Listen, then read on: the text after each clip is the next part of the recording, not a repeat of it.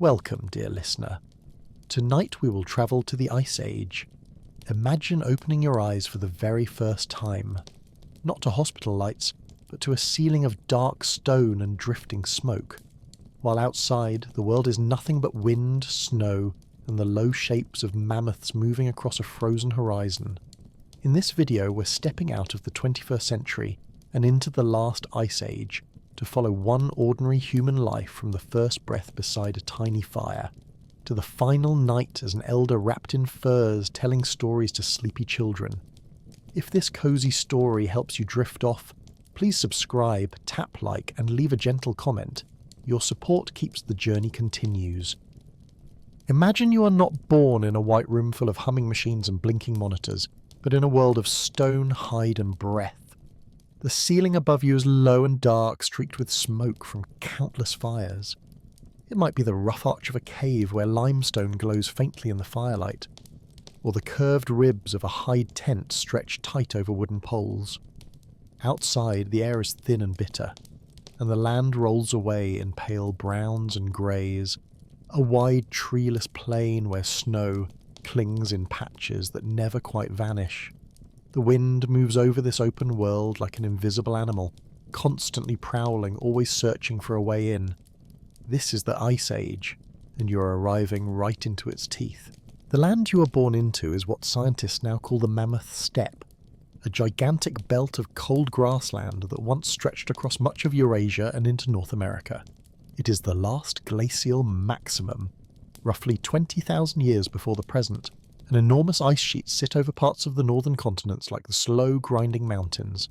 Sea levels are lower, coastlines are different, and the weather that reaches your people is usually cold, dry, and sharp. Winters are very long, summers are short and stingy, more of a pause than a true thaw. On many days the sky is clear and endlessly high, the sun bright but weak, so that light and cold arrive together. On other days, the world is simply grey and blowing, edges blurred by snow and ice crystals that sting any exposed skin. In this world, you belong to a small band of Homo sapiens, fully modern humans in body and mind, just without steel or electricity. Your group is not a village fixed in one place. It is a moving family of perhaps 20 to 40 people, bound together by blood, partnership, and long habit. You have grandparents and parents, older siblings, cousins, people who are kin by story, if not by blood. There is no chief on a throne, no palace, no police. Instead, there are elders whose advice carries weight, hunters and foragers whose skill everyone relies on, healers and craft specialists whose knowledge is quietly respected. Decisions are made in long discussions around the fire, with many voices weighing in, because a bad choice about where to move or when to hunt can cost the group dearly. The social fabric is woven from sharing and obligation. In a world where almost everything you own must be carried, generosity is both kindness and survival strategy. Before you ever see the sky, your mother carries you through this landscape. She walks while pregnant over frozen riverbanks and along ridges where the wind never quite stops. Some days her belly is heavy and her steps slow, but there is no option to simply stop the moving for months. The band must follow the herds, track the seasons, and avoid being trapped in places where winter will bite too deep. Your mother eats what the group can find and kill: strips of dried meat, chunks of precious fat, roasted marrow scooped from cracked bones, sometimes fish or bird, sometimes roots and last year's stored plant foods. In good periods, she eats enough to keep herself strong and you well fed. In lean stretches, she tightens her belt and hopes the next hunt succeeds. You are sheltered inside her, but your first hardship is already rationed food and miles of walking. There is no clinic with a sliding door, but there is experience. Older women in the band have seen childbirth many times. They have had children themselves, lost some, raised others, and helped friends through labour. They know which dried leaves and roots might ease pain or help stop bleeding, which positions make birth smoother, when to encourage and when to stay quiet. They know how to hang hides to create a warm corner in a cave, how to block drafts in a tent with extra skins and packed snow, how close a fire can be without filling the space with choking smoke. To an outside observer, the scene might look simple, but nothing about it is careless. In a group this small, every birth matters, every new baby is both a delight and a risk, another fragile life that must be kept warm and fed against the cold. When the time comes, your world shrinks to heat and pressure and sound. Around your mother, a small cluster of women moves with practiced calm. The fire has been fed so that it burns strongly but not wildly, its light steady and golden. Outside, the wind combs over the land, sending low, hollow sounds into the shelter. But in here, the dominant noises are human. Voices murmur encouragement. Breath comes in gasps. Someone hums a low, repetitive tune that has probably been sung at births for generations. Tools are ready. A sharp stone blade or flake of flint, carefully cleaned, strips of softened hide to tie the cord, handfuls of moss or fur to wipe and wrap. There are no metal instruments, no antiseptic solutions, but there is a fierce attentiveness, every eye fixed on mother and child. You arrive into hands that are roughened but gentle, into air thick with the smell of smoke, fat, and human sweat. Your first breath tastes of the fire and the cold seeping in from the doorway. Someone, perhaps your grandmother, perhaps a woman who has delivered half the children in the band, cuts the cord and lifts you swiftly onto warm fur, wrapping you layer upon layer before the air can steal too much of your heat. Your cry is thin and outraged, but to the people around you it is the most welcome sound in the world. They check your tiny limbs, your breathing, the colour of your skin, all without any jargon at all, only long practice. Your mother is exhausted, shaking but alive. Both of you have passed through the first narrow gate of Ice Age survival. Your cradle is not a painted wooden structure with bars. It is a sling of hide or soft inner bark, lined with fur, padded with dry grass and moss, cinched with cords so that you can be carried close against a warm body. In the first months of your life, you're almost never alone. You ride on your mother's chest under her clothing or on someone's back, listening to the rhythm of footsteps and heartbeat, lulled or jostled by every movement. The smells that define home for you are wood smoke, animal skin, tallow, unwashed wool and hair, and beneath it all the softer, milky scent of the people who care for you.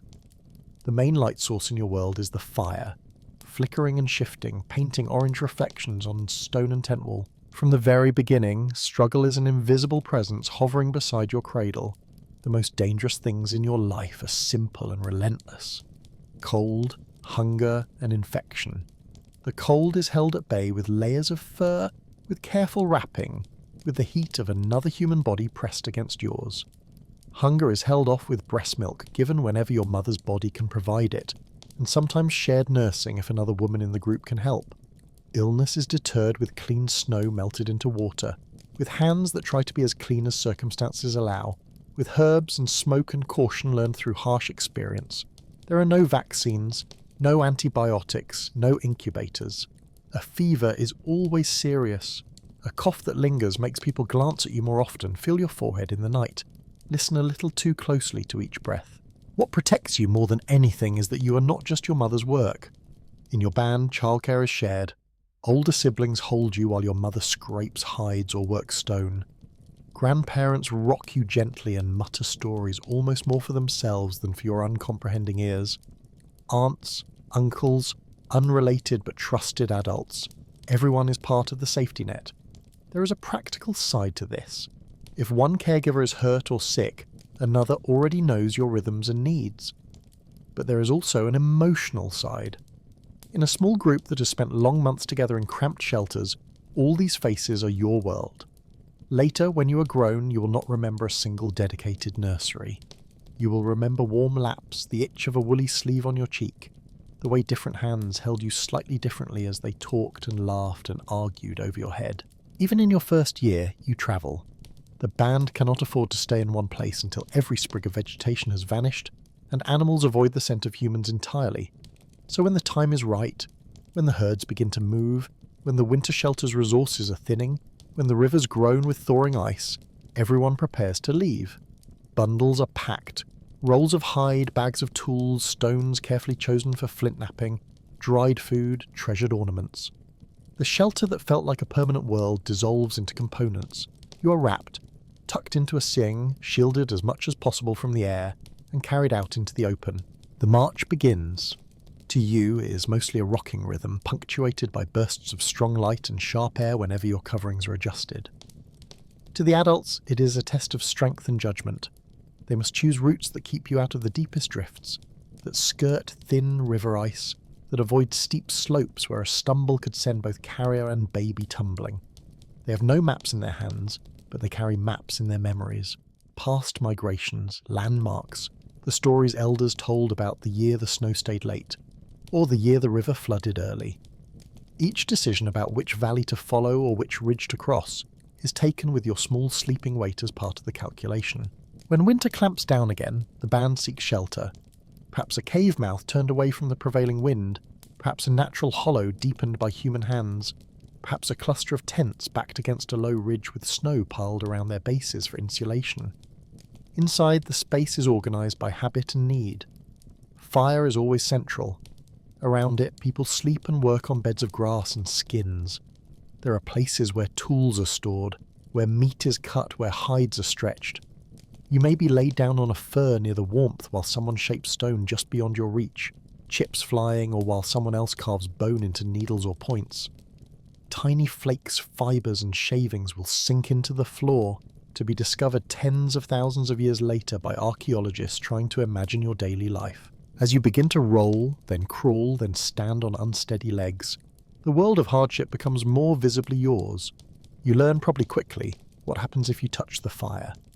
You discover that bare fingers on snow go numb and hurt, that licking ice feels like a good idea right up until it doesn't. You discover that the adults' voices have different tones, the soft, amused one that means try again, and the sharp, urgent one that means danger.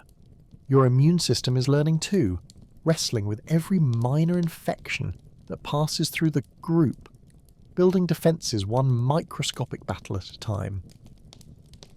There are no charts to track your milestones, but the entire band watches your progress with the quiet intensity of people who know how fragile life can be. And so, against the odds, you make it through your first winters. You fall asleep most nights to the crackle of the fire, to the soft murmur of adult conversation, to the distant sigh of wind in the entrance. Outside, the mammoth steppe stretches away, an enormous frozen plain under a cold sky. Herds move, ice shifts, snow reshapes the hills. But for you, for now, survival is the circle of light around that little blaze. The warmth of bodies pressed close, the weight of a fur blanket, and the steady rhythm of someone's breathing beside you. In the middle of the Ice Age, in a world that could not care less whether you live or die, a small human band has decided that you matter, and they hold you in their arms like a promise whispered to the dark. By the time you're old enough to remember anything clearly, your world has already widened far beyond the patch of fur where you first learned to kick your legs. You have learned to stand, to wobble, to fall, and to get up again with a little grunt of outrage.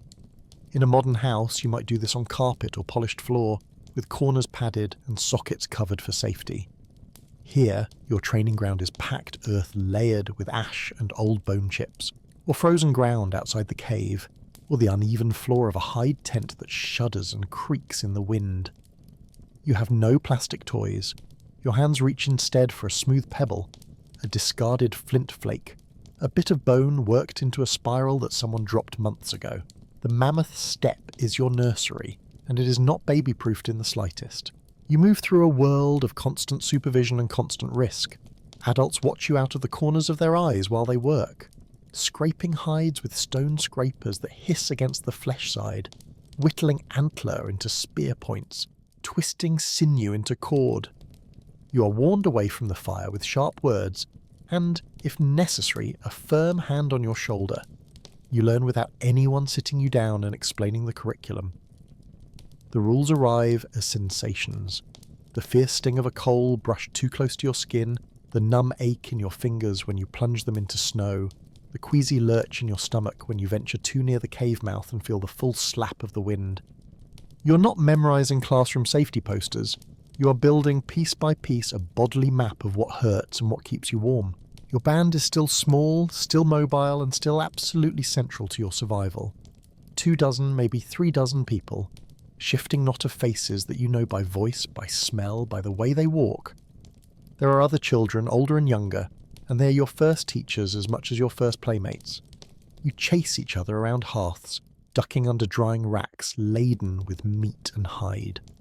You imitate adults with tiny dulled tools, a child-sized scraper, a stick that stands in for a spear, a little bundle of grass that you pretend is a baby.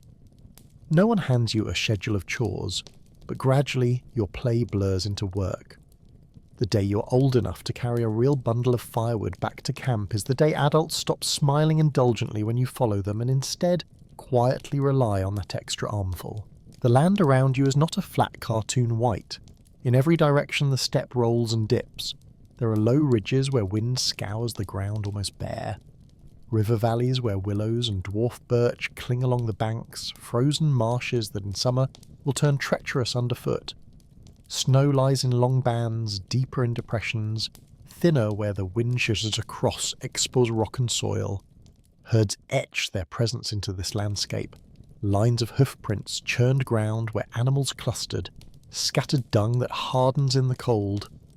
You begin to see these details as you walk, because walking is what you do, far more than any modern child who thinks a long distance is the length of a school corridor. Seasonal movement is the drumbeat of your childhood. In late winter, when the cold gnaws down to bone and the food stores grow thin, the camp is tense and quiet. Adults speak in short sentences, conserving energy and patience. They watch the sky, the snow, the ice on the river. The moment the thaw begins, you feel it in the smell of the air, less metallic, more earthy, and in the way the snow softens under your feet. Then planning shifts toward action.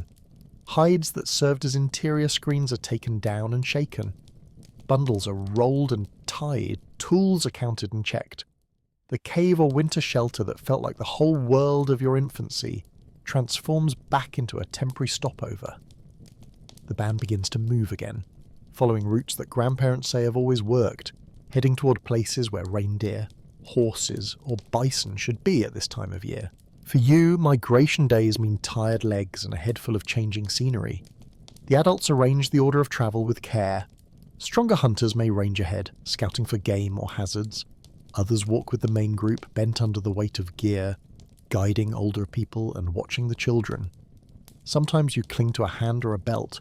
Sometimes you are hoisted onto someone's back for a while, positioned so you can see over their shoulder and watch the land slide past. You learn the feel of different surfaces, the crunch of old snow, the slick, dangerous sheen of ice, the reassuring scratch of tough grass under your boots. You also learn that complaining about walking earns you very little sympathy. Everyone's feet hurt and there is no carriage coming to pick you up. The difficulties of your life are ordinary to you, but from a modern perspective they are stark. Hunger is an occasional visitor that never forgets your address, even in good years. There are days when meals are thin, more broth than meat, more gnawing than chewing, more wishing than eating. You watch the meat that is available given first to infants, pregnant women, and those who will hunt tomorrow. You're old enough to understand that this is fair, even if your stomach protests. You learn the rhythm of plenty and scarcity, and the way people's moods rise and fall with the level of the food stores and the outcomes of recent hunts. Illness drifts through the camp like a shadow, a cough, a fever, a wound that does not heal cleanly. Any of these can become serious. But your people have strategies. They boil water when they can, or melt clean snow and keep it separate from dirtier sources. They know plants that soothe a sore throat, poultices that seem to draw out infection, smokes that clear stuffy heads. The line between superstition and effective medicine is not always clear, but it is drawn from centuries of trial and error. You see an elder checking the colour of someone's tongue, feeling their forehead, listening to their breathing. In a sense, the entire band is an infirmary and everyone is on call. You also begin to encounter death in a way modern children are often shielded from. A very young sibling or cousin might fail to grow, struck down by an illness that came too early, or weakened beyond recovery by a harsh season. When this happens, there are no hospital walls to hide it. You see the small, still body, the way adults' faces go tight and quiet, the care with which the child is wrapped in a hide and carried out. You watch as a pit is dug in stubborn, half-frozen earth, as the body is laid down with a little ornament or a bead, as earth and stones are placed back over it. It is frightening, but it is also strangely ordinary. People weep, yes, and hold one another, but the cooking still has to be done. The fire still needs tending. You learn that grief walks alongside the rest of life, not apart from it. Despite these hard lessons, your days are not just a string of grim tasks. You laugh a great deal. Children invent games that use whatever is at hand. Stones arranged in patterns, sticks thrown at targets, races to scramble up a slope and slide down again on the seat of your fur leggings. You mimic adults mercilessly to their exasperated amusement. When a hunter comes back soaked from falling into a stream, the story will be retold with embellishments for weeks, and you will incorporate an exaggerated version of his flailing into your play. You do not have scheduled playtime, you have short, bright bursts of fun, threaded between chores and learning like beads on a cord. As you grow older, your responsibilities shift. You are trusted with real tasks. Watching toddlers while adults work, driving small animals toward nets or waiting hunters, gathering firewood and edible plants closer to camp. No one would describe you as just a child. Your value to the group scales with your competence, and the adults show their pride in you by expecting more from you. There is pressure in that, but also security. You are needed. You belong. Social structure becomes more visible as you pay attention. You see that some people are deferred to more often when the band is deciding whether to stay or move. These are often those who remember more, the oldest members, or those whose judgment has proven sound in the past. You notice that food is shared widely.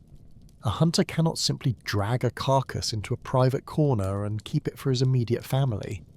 The kill belongs to the band. There are rules, spoken and unspoken, about who gets which cuts and when, and you absorb these with the same ease as you learn where to step on broken ground. When someone breaks the rules, hoards a bit too much, sulks when given a smaller share, the response is usually social rather than violent. Teasing, shaming, pointed stories about selfish heroes who came to bad ends. In a group, this small outright physical conflict is dangerous for everyone, like lighting a fire in the only tent. Occasionally the band meets others, perhaps at a well-known summer site where salmon crowd a river or animals come reliably to drink. For a few weeks, a lonely world becomes crowded. You see new faces, hear variations of your language with different rhythms, notice different styles of clothing, distinctive beadwork, other patterns painted on tools or bodies. Adults swap stories, news, knowledge of where herds have shifted, and where the weather has been strange. Some stay up late, singing and drumming, the cave or valley echoing with sound.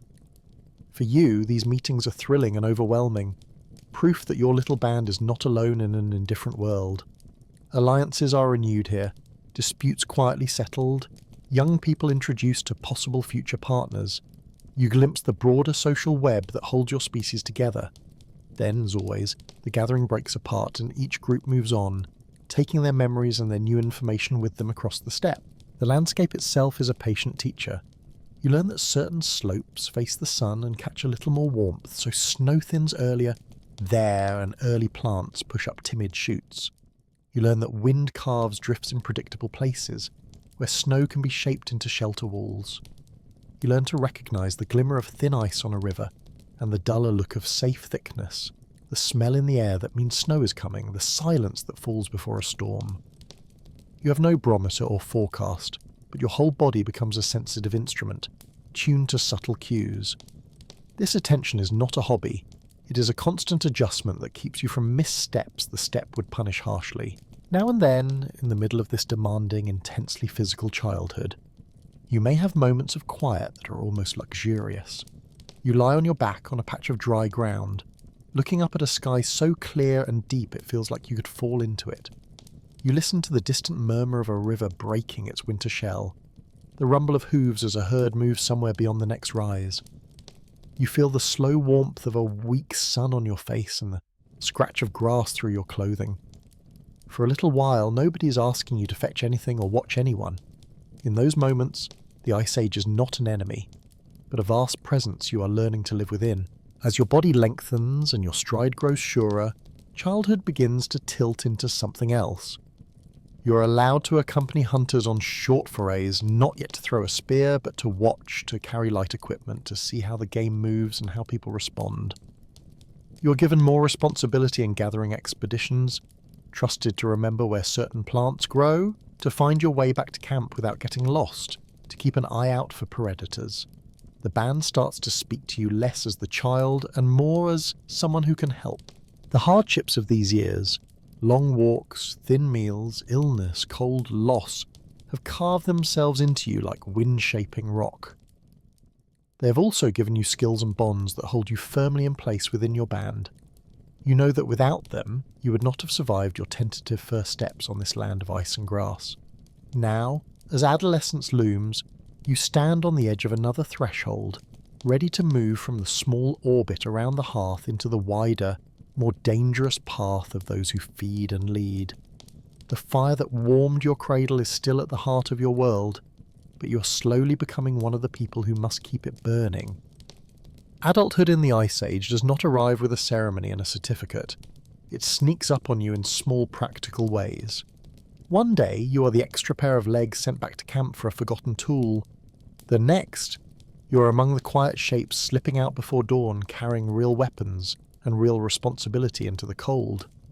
The band still sees the child you were, but now they also see someone who must help keep everyone alive. Dawn on the steppe is not gentle. You wake to darkness with a rim of grey at the cave mouth or tent flap, breath steaming in the cold air. Around you, bodies wrapped in furs shift and grumble. You push your feet into boots stiffened by frost, feel the bite of icy leather against your skin until your own warmth softens it.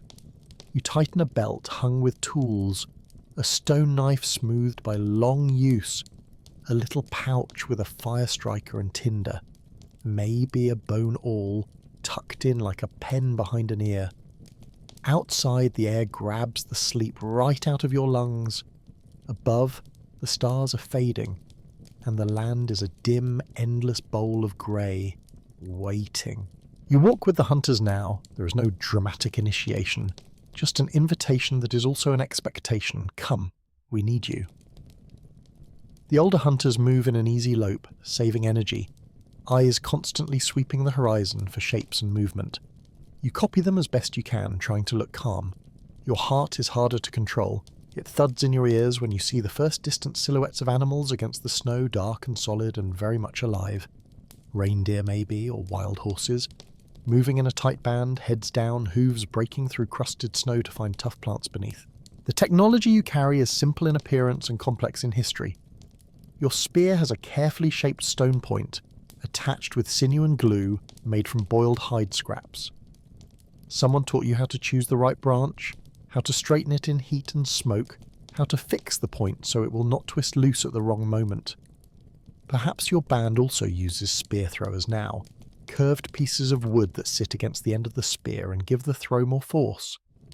Learning to use one is its own small saga of missed targets, bent shafts and laughter that is kind but merciless. Every tool you hold carries behind it the ghost hands of countless others who experimented, failed, improved and passed on what worked. The hardships of hunting are immediate and very physical. You spend long hours crouched in snow or frozen grass, trying not to move, while the cold slowly creeps through clothing and flesh toward bone. Muscles cramp, toes tingle, then go frighteningly numb. Fingers ache around wooden shafts. Hunger gnaws, especially when you have been out since before dawn and the only thing in your stomach is last night's thin stew. Yet you must stay still, quiet, patient, because impatience would blow your one chance. This is not a world where you can miss today and simply buy food tomorrow. A failed hunt is felt by every stomach around the fire. When the chase comes, it is sudden and chaotic. Animals bolt, hooves pounding, snow and clods of frozen earth thrown up behind them. You run, breath burning in your chest, the world narrowing to pounding feet and the moving target ahead. You hurl your spear when everyone else hurls theirs, striving to match their timing. Sometimes you miss entirely, the spear vanishing into a drift. Sometimes you hit badly and the animal flees wounded, a sick, twisting feeling opening in your gut. Sometimes, though, the spear flies right, joins the thudding drumbeat of others, and a large body finally crashes to the ground. The kill is not romantic. It is heavy, messy work, even when you shy away from gore. There is the hot, metallic smell of blood on cold air, the sudden heat rising from a body that moments ago was running. Knives come out, hands move with practiced efficiency, meat is cut, organs removed, fat separated and saved, bones identified for later breaking. You are part of this now, hands slick, breath steaming, sleeves already stiffening where blood and cold meet. It is hard, exhausting, fingers-numbing work, but with every strip of meat laid aside, every packed bundle hoisted, you feel something settle inside you. This is the work that keeps the fire burning back at camp. This is what being an adult means here. Back in the shelter, your day is far from over.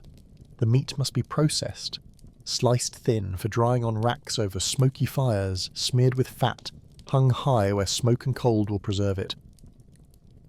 Hides need scraping, a rasping, rhythmic task that can go on for hours, arms aching, shoulders tight.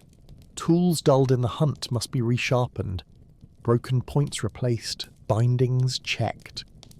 You sit cross-legged on the floor, lit by firelight and tallow lamps, drawing the edge of a stone flake again and again against a core, producing new sharp flakes with satisfying little snaps. This is the quieter half of survival, but no less unforgiving.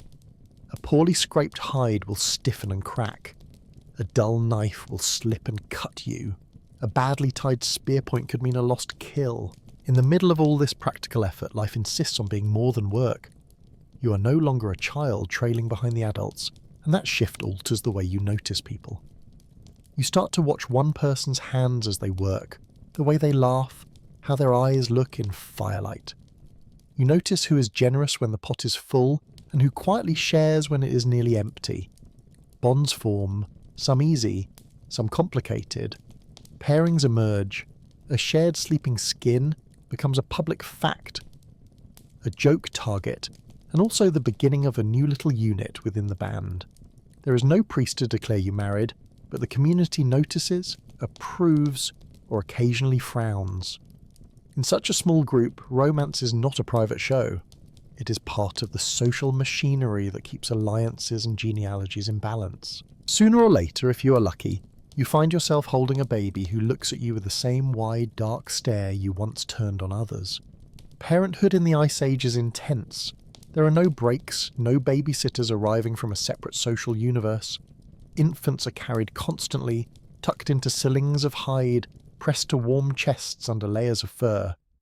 Nights are broken by small cries, even as days demand full attention to hunting, gathering, mending, and moving. You and your partner lean on others, as your parents once did. Grandparents, aunts, uncles, older children. Alloparenting, the shared raising of children, is not an abstract concept. It is the reason you can go out with a hunting party knowing someone reliable will keep your child alive until you return. Hardship now has a different edge. When you were a child, hunger, cold and fear were terrible, but someone else carried the main burden of responsibility. As an adult, every storm, every failed hunt, every sign of illness in a loved one weighs differently. You measure decisions in other people's shivers and coughs. Should we move camp now, risking a dangerous crossing, or stay and risk depleting local resources? Should we push the hunting party farther in worsening weather, or turn back half hungry but safe? These are not philosophical questions, they are tomorrow's health and next month's survival. And yet, through all this strain, human warmth stubbornly persists. There are running jokes in the band that span years, little phrases that always make people snort even when they are bone-tired. There are songs, short, looping, hypnotic, that people hum while scraping hides or trudging uphill, more to keep rhythm than to perform. There are moments, rare but real. When a hunt has gone especially well, the fires burn high, and someone starts a dance that remembers, in broad gestures, a story older than anyone present.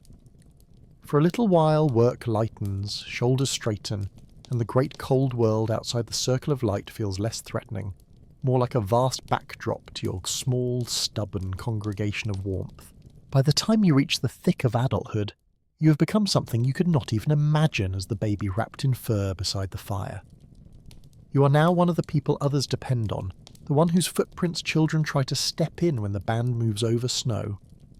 Your body carries scars and aches that remind you daily of how thin the line is between skill and catastrophe on this land. Still, Each evening, when you duck into the shelter and feel the first wash of heat on your face, see sparks drift up into the smoky dark.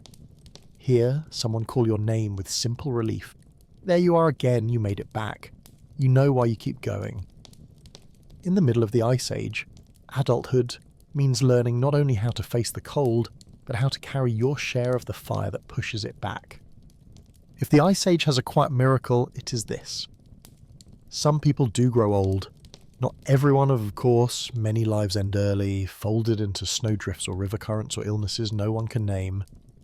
But if you have made it through infancy, through the bites of childhood winters, through the long, lean years of young adulthood and the risks of hunting and childbirth, then one day you look around and realize that the people calling you old are adults themselves.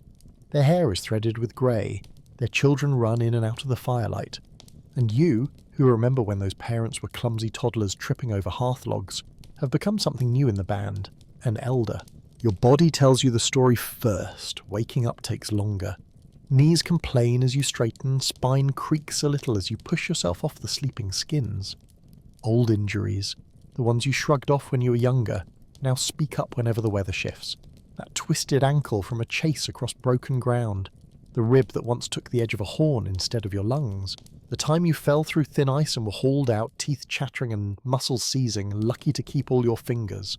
All of that lives in you now as a constant chorus of reminders. You have been here a while. You still work, of course. Life on the Mammoth Steppe does not come with a pension, but your tasks slowly tilt away from the ones that demand hard sprinting and heavy lifting. You sit more often near the heart of camp, where the fire is and the tools are, where people bring things to be fixed, adjusted, finished. Your hands may be thickened with arthritis, but they know how to coax a clean edge from flint without wasting skin, how to stitch a tough seam in hide so that no wind finds its way through. Younger adults bring you their half-finished spear points, their not-quite-right boots, their experimental knots, and you lean close, sniff the glue, feel the stitching, tap the stone, and offer small corrections that can make the difference between success and an uncomfortable amount of swearing on a windy hillside. More and more, your most important tool is your memory. The landscape you walk through in your later years is both familiar and subtly new. You have seen changes. The ice on distant horizons has shrunk back a little. Summers sometimes feel a touch muddier, winters a fraction shorter, though still harsh enough to bite.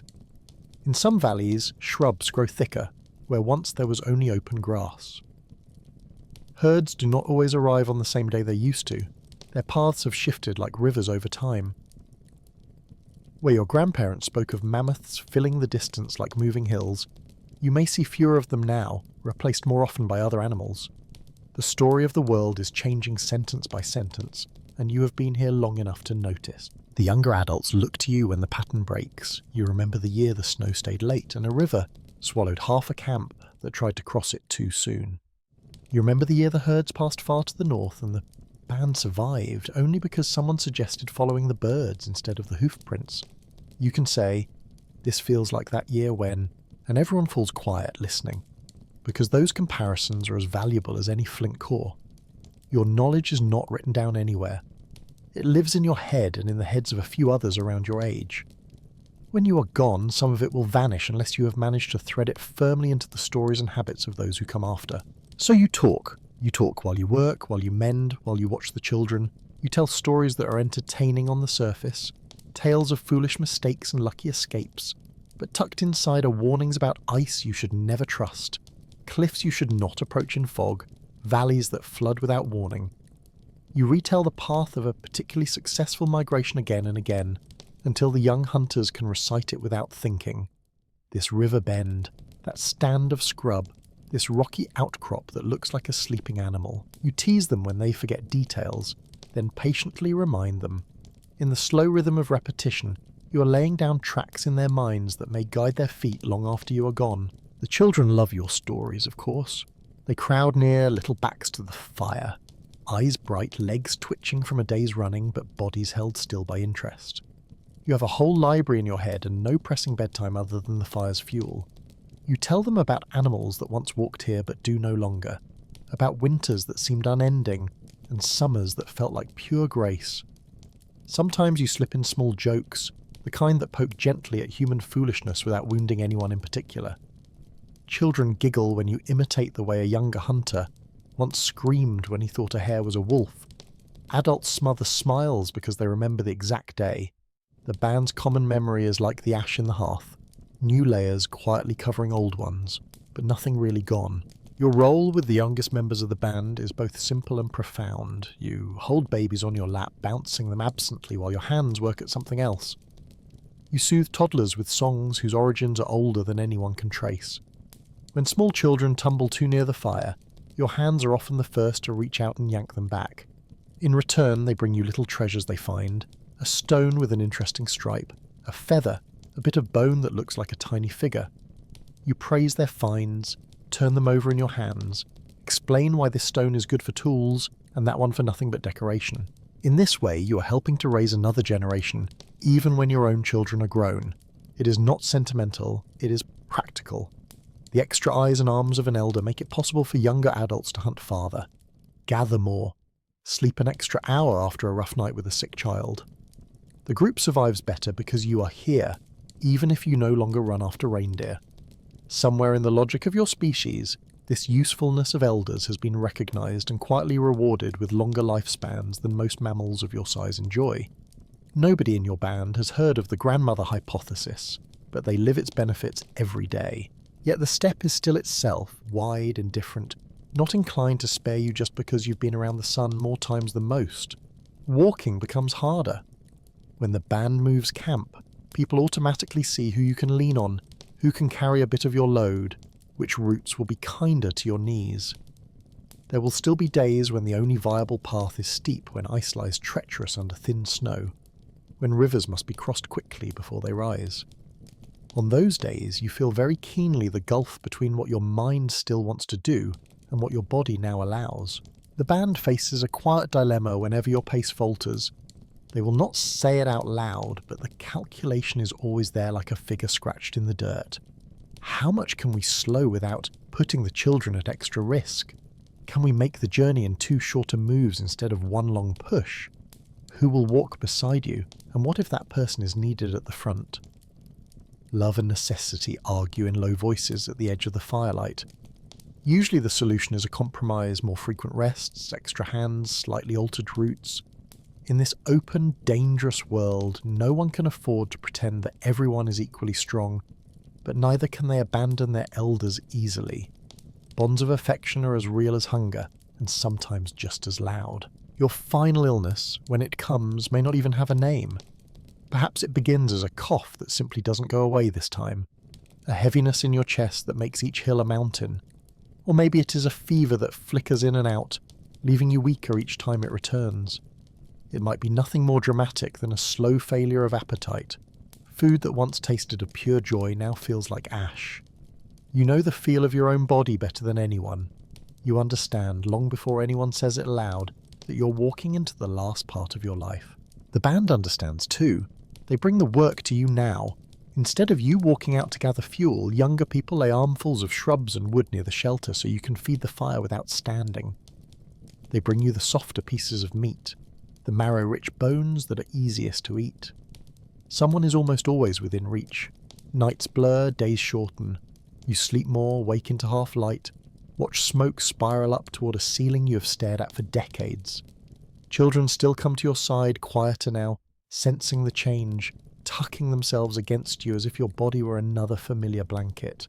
When the end finally comes, it is rarely like a story. There is no grand speech. Breath simply becomes harder to catch, then easier. Not because you're stronger, but because you have slipped over that last narrow ridge between life and death. For a short time, the shelter feels very small and very still. People listen for sounds that aren't there. Someone touches your cheek and feels the absence of warmth that is more eloquent than words. They do what people like yours have done for tens of thousands of years. They care for your body with a mixture of practicality and reverence. You are washed with water warmed over the same fire that once cooked your food. Your hair is smoothed back. A good hide is wrapped around you, not the patched one you've been using, but something fitting for a final journey. If the band has ochre, they may dust your skin or your clothing with its soft red powder. the same colour they use to mark important things. A favourite tool might be laid at your side, or a string of beads you wore on many journeys. They are not thinking about archaeologists in the far future. They are thinking about you and about their need to do something that feels like care in the face of what cannot be fixed. The grave is cut into ground that is rarely cooperative. Even thin soil can feel like stone when frozen, and tools must bite and pry and scrape. People take turns, shoulders straining, breath whiting the air. This labour is its own kind of farewell. When the pit is ready, they lower you in gently. There may be a few words, not in the sense of formal prayers, but in the sense of remembered phrases, jokes, stories. Do you remember when? She always said, "He never let us forget." The grave is filled in. Stones may be placed on top, both to mark it and to discourage scavengers. Then, because the world goes on, the band steps back and listens to the wind and thinks about the next move they must make. You are gone, but you are not exactly absent. For years, your name lives in the campfire talk. When a storm rolls in too fast, someone recalls the time you read the clouds and saved the band from being caught on an open slope. When a child hesitates at the mouth of a cave, someone says, half joking, "Walk on, you're not more afraid than she was." Your sayings, your habits, the paths you favoured, the warnings you offered, these weave themselves into the band's culture, which is really just the sum of everyone's remembered selves. The Ice Age itself will not last forever. The ice sheets will retreat farther. Forests will grow where you once walked over open steppe.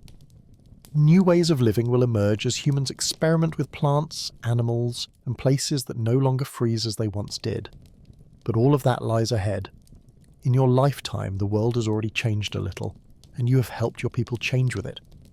You were born under a soak-dark ceiling to the sound of wind outside and voices around a fire, and you leave under a mound of earth and stone with that same wind and those same voices still moving over the land. If you close your eyes for a moment, you can imagine it. A low shelter, the smell of tallow smoke and wool, children breathing softly in their sleep, adults murmuring over plans for tomorrow. Outside, the mammoth steppe stretches under a pale sky, enormous and impartial, the wind combing it endlessly. Inside that small circle of warmth, a line of lives has run from birth to death, one after another, each carrying the flame a little further. In the end, surviving the Ice Age is exactly that, keeping a modest fire burning hand to hand, heart to heart, while the great cold world leans close to watch and listen. And so, our journey for tonight comes to a quiet close. The story lingers, like the last glow of candlelight, as you drift further into rest. If these gentle wanderings bring you peace, I invite you to like and subscribe so that whenever you wish, you may return and we can travel together once more. For now, dear listener, may your dreams be kind and your night be restful. Until next time,